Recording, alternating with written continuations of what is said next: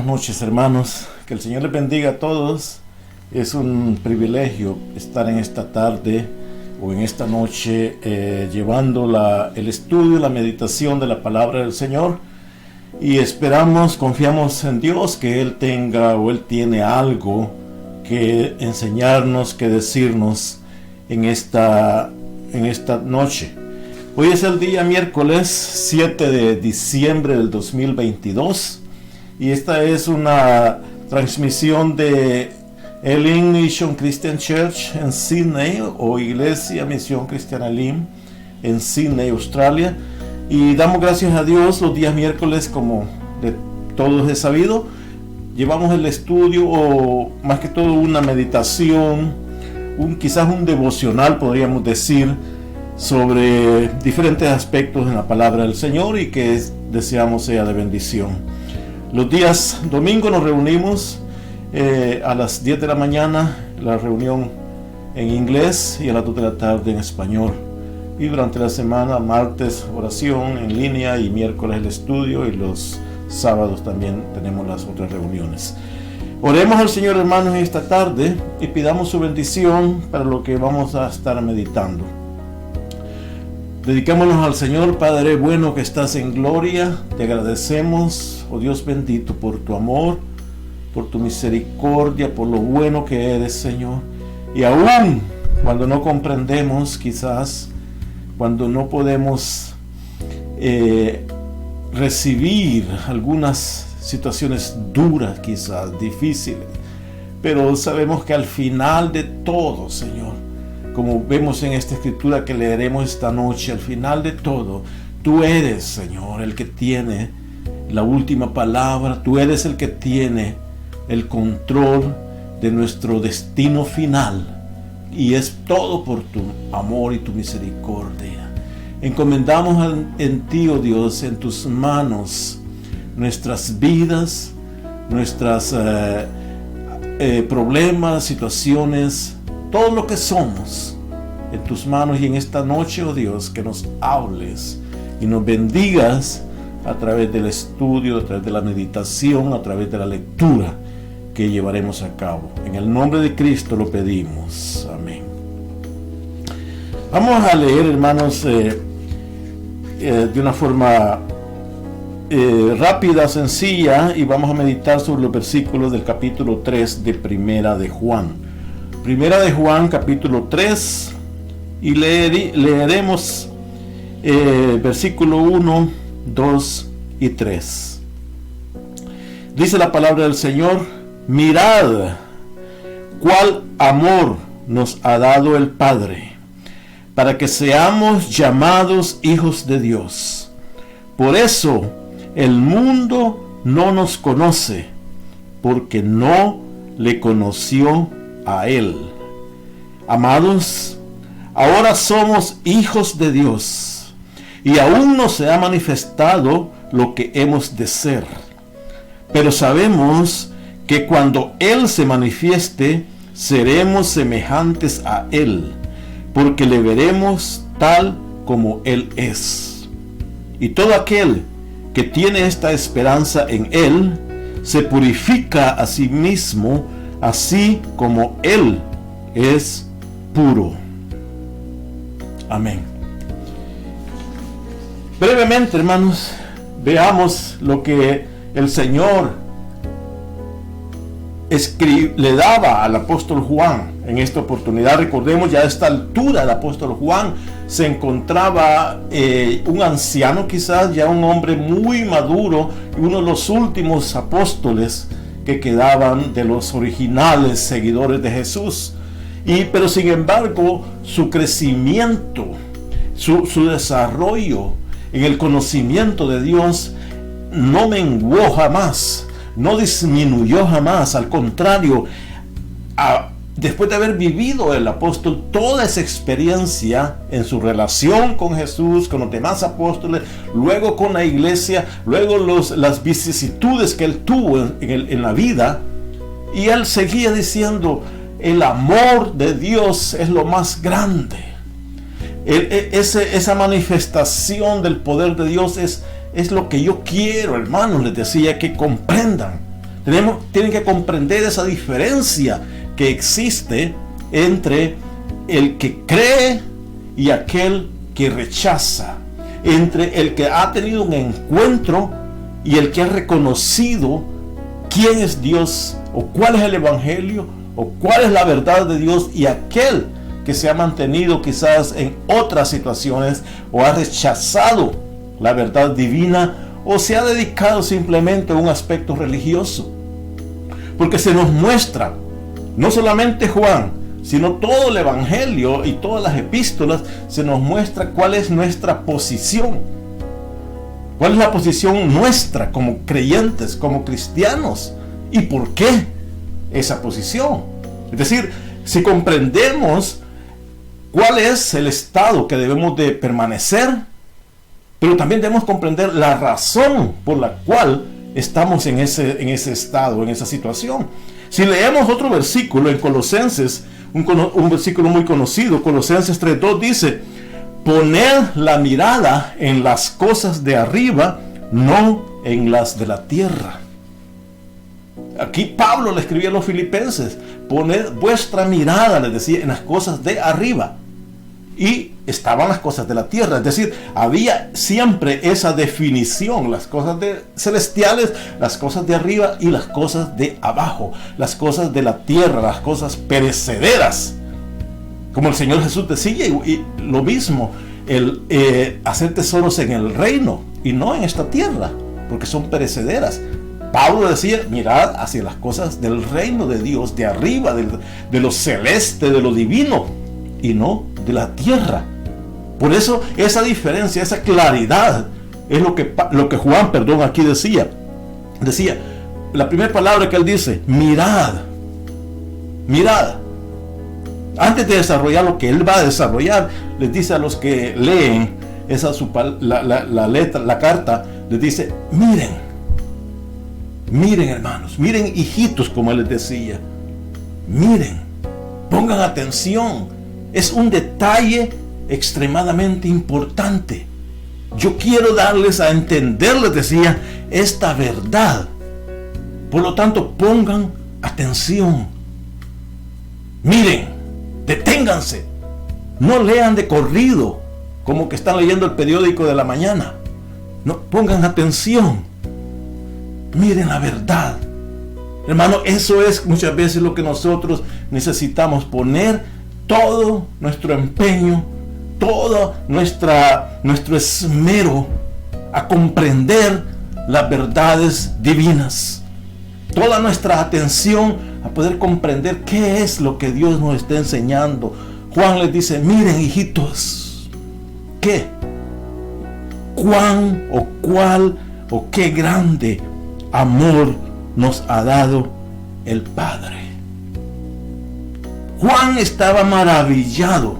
Recordemos que se le conoce como el apóstol de amor, el apóstol que comprendía el amor, la manifestación del amor de Dios. Mirad cuál amor nos ha dado el Padre.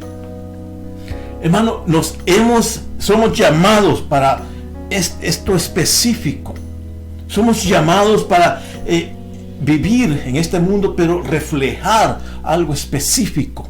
Y eso que vamos a reflejar depende de la comprensión que hayamos recibido de esta verdad. Mucha gente anda buscando amor en diferentes situaciones, de diferentes formas, de diferentes métodos. Pero aquí la Biblia, y a través de todo el Nuevo Testamento, podemos comprender claramente que el único amor verdadero, el único amor que sobrepasa todo, es el amor del Padre. El amor del Padre, que dice la Escritura que se despojó, mandó a su Hijo, al heredero, al propio Hijo de Dios, como hijo. El mismo Dios como hijo vino, dejó el cielo, descendió a la tierra y pagó un precio, no de sí, sino enviado por el Padre.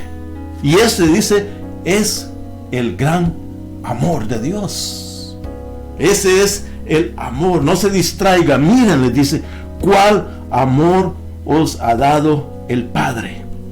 Si vemos un versículo más adelante, el capítulo 4 y versículo 9, siempre de 1 Juan, dice: en esto se mostró el amor de Dios para con nosotros, en que Dios envió a su Hijo unigénito al mundo, para que vivamos por Él.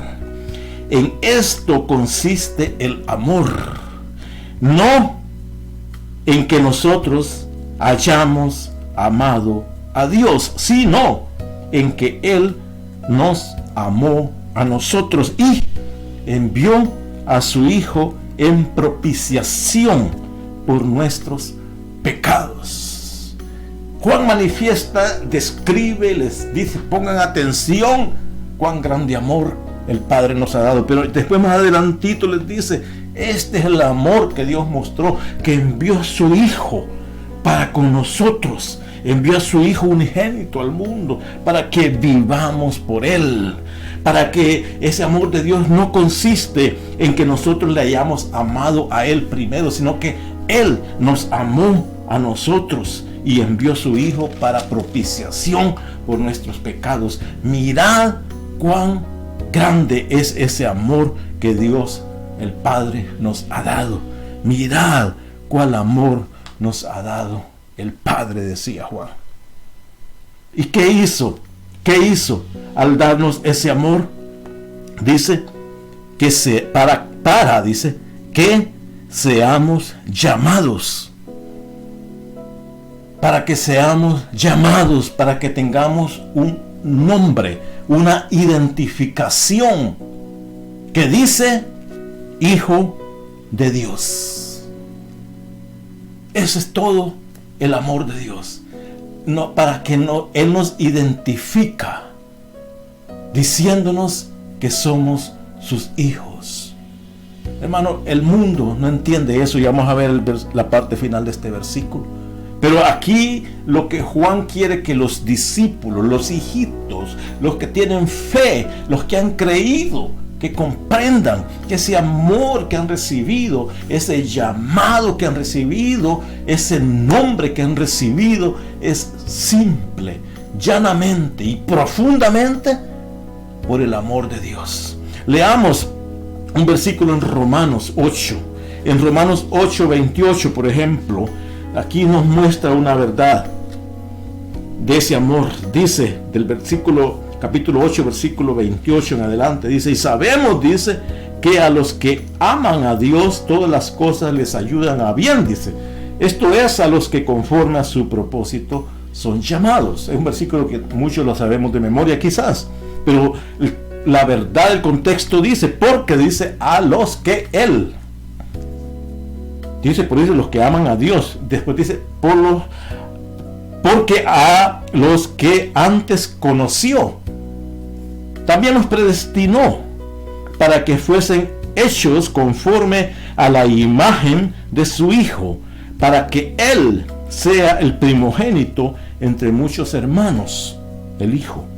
Dice, y a los que predestinó, a estos también llamó, y a los que llamó, los justificó, y a los que justificó, los glorificó.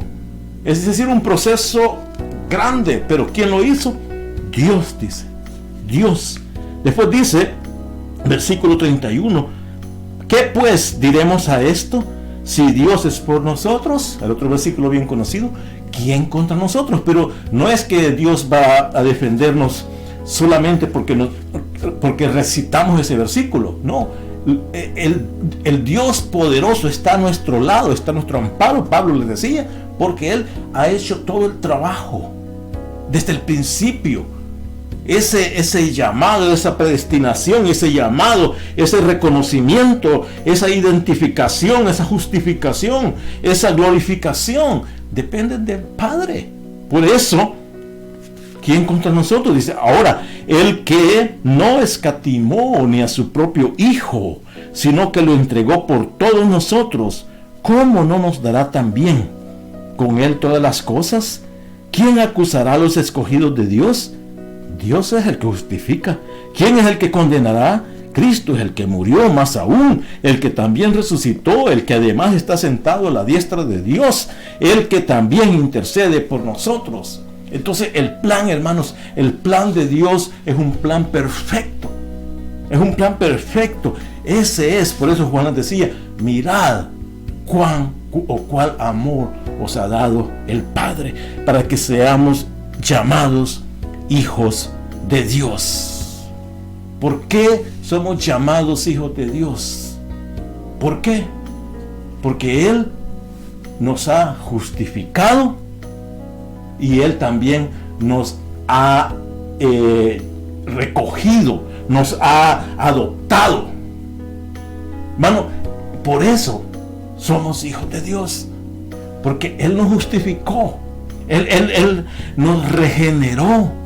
Dice que estamos muertos en delitos y pecados. Llegamos ante el juicio de Dios o ante el tribunal de Dios culpables.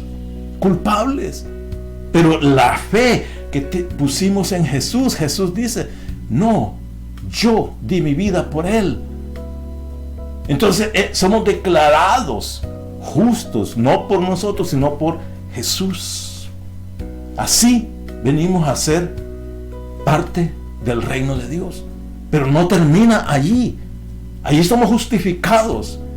Y el juez, que es Dios, mira a Cristo y dice, cierto, la sangre de mi Hijo Jesucristo justificó a aquel pecador. Si terminara allí, Dios dijera, ok, está justificado, váyase a su casa. Pero después Dios dice, mi Hijo lo justificó, entonces ahora yo lo tomo y lo adopto para que sea parte de mi reino, para que sea también mi hijo, porque Jesús viene a ser el primogénito de muchos. Hermano, somos parte del reino de Dios por dos motivos: por la justificación y por la adopción. Si no hubiera justificación, de ninguna manera Dios nos iba a adoptar. No podía haber adopción si no hubiera justificación. Pero de igual manera, si solamente justificación, ahí quedaría todo. Pero el Padre nos adoptó. En otra parte dice, nos injertó. Hemos sido llamados por Dios. Por eso leíamos en Romanos, nos predestinó, nos llamó, nos justificó, nos glorificó. Es decir, nos ha adoptado, hermano. Por eso Juan comprendía esta verdad y decía que somos llamados hijos de Dios. Esa es la verdad más grande que podríamos disfrutar, hermanos. Pero hay otra verdad importante que dice aquí. Pero por eso dice, el mundo no nos conoce. Por eso el mundo no nos conoce. Hermano, existe una diferencia, una identidad clara entre el que pertenece al reino de Dios, o el que pertenece o es llamado hijo de Dios, y aquel que no lo es. El mundo, dice, no nos conoce. Leamos otra vez en Romanos, siempre el capítulo 8, versículo 14. Romanos 8:14 dice, porque todos los que son guiados por el Espíritu de Dios, estos son hijos de Dios. Pues no habéis recibido el espíritu de esclavitud para estar otra vez en temor, sino que habéis recibido el espíritu de adopción, por el cual llamamos Abba Padre. El Espíritu mismo da testimonio a nuestro espíritu de que somos hijos de Dios. Y si somos hijos, también herederos. Herederos de Dios y coherederos con Cristo, si es que padecemos juntamente con Él, para que juntamente con Él seamos glorificados. Adoptados, herederos. Todo eso, ¿por qué, hermano? Por el gran amor que nos ha dado el Padre. Y por eso, hermano, porque el Espíritu de Dios está en nosotros, el mundo no nos conoce. ¿Qué es lo que no nos conoce? Hermano, ¿qué es lo que el mundo no conoce? Ellos saben mucho del mundo, saben el nombre de usted, la dirección de usted, cuántos hijos tiene, dónde trabaja, todo. Entonces, ¿por qué dice el mundo no nos conoce? Es decir, pueden conocer esos rasgos, las direcciones y toda la cosa, cómo nos miramos, cómo caminamos. Pero, si somos hijos de Dios, no conocen o no comprenden nuestros valores. No comprenden, hermano, nuestra creencia, nuestra fe. No comprenden, hermano, nuestras prioridades. ¿Cómo es posible que el día domingo o el día de semana o el día que sea va a la iglesia cuando debería estar ahí sentado viendo televisión? O debería ir allá a tomar con nosotros, debería ir allá al parque a jugar. No entienden. Por eso el mundo no nos conoce. Así dice Juan. Y todo esto, hermanos, lo hacemos porque es la identidad que tenemos por el amor que Dios nos ha dado, por habernos llamado hijos de Dios. Muchos del mundo, la gente del mundo dice las cosas que están pasando o el gobierno, las leyes que están haciendo, con tal y que no me afecte a mí no me importa lo que hagan. En cambio, los que tienen el valor de Dios dicen, nosotros valoramos la vida. Nosotros estamos de acuerdo con la verdad de Dios. Y si el enemigo viene a disrumpir, a quitar la verdad de Dios, nosotros estamos en total desacuerdo.